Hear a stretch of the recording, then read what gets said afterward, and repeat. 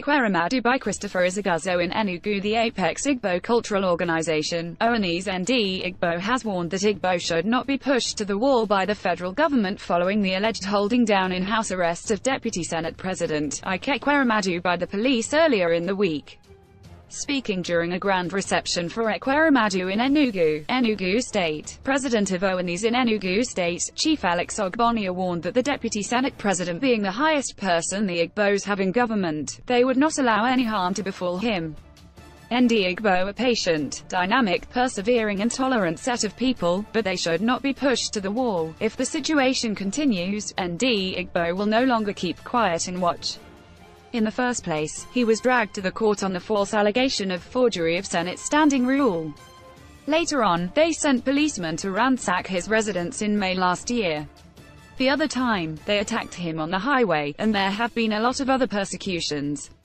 We trooped out in our numbers to welcome him because we want the powers that be to know that Senator Ekweremadu has a constituency. We want to let them know that when they make him unhappy, we are unhappy. We want to let them know that anything that happens to him, Igbos will not take it lightly.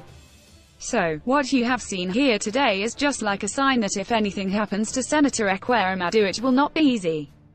To cordon his residence and restrict movement of any kind within his building is not the best.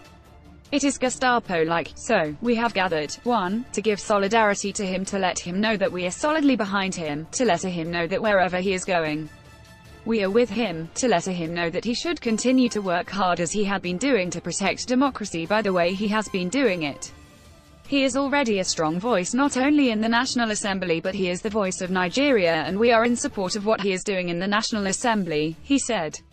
Ogbonia told journalists at the Solidarity rally that Ekweremadu, being the highest person the Igbos have in government today, had faced lots of persecution ever since he took up the office of the Deputy President of the Senate by-election by his fellow senators. Ekweremadu, who returned to a heroic welcome in Enugu, 3 days after he was held under house arrest at his Abuja residence by security operatives, vowed to sustain the struggle, insisting that he would never be intimidated by those he described as anti-democratic forces with no democratic credentials in their bloodstream. Thousands of residents of the coal city state had trooped out to receive the lawmaker as they formed lines from the Akanu Ibiam International Airport through major streets to his Independence Layout residence, chanting solidarity songs. Addressing newsmen in his house, Ekweremadu vowed to continue the struggle to rescue the nation from its present state of anarchy and urged the federal government to tackle the plethora of challenges facing the nation instead of engaging in mindless clampdown of perceived political opponents. He said despite the obvious desperation of the ruling All Progressives Congress (APC), the People's Democratic Party (PDP) remained determined to return to power by 2019 in order to save the nation from imminent collapse. Well, what is special about it was that on Tuesday, as you are aware, there was a major assault on our democracy, and this is the second time this happened around the National Assembly, especially the Senate.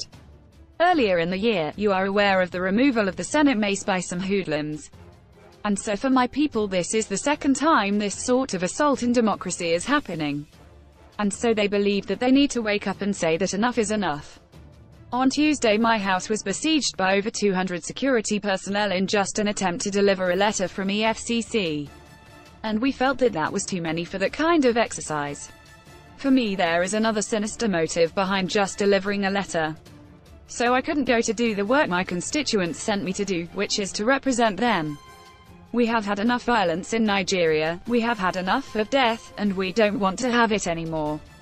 Our attitude is that we need to peacefully have a change of this government so that Nigerians we have the benefits of democracy and the dividends of democracy will be all over the country. We want a country that we can live peacefully. We don't want a situation where people will find it extremely difficult to go from Abuja to Kaduna. That is unacceptable. So we are looking for a situation where live happily and are conscious of the fact that there is a government responsible enough to protect them and be able to ensure that their lives and property is enshrined in the Constitution and the primary purpose of government is enthroned. We want to see a situation where there is rule of law, where the government will take it for granted that court orders need to be obeyed without any protest by people in losing it.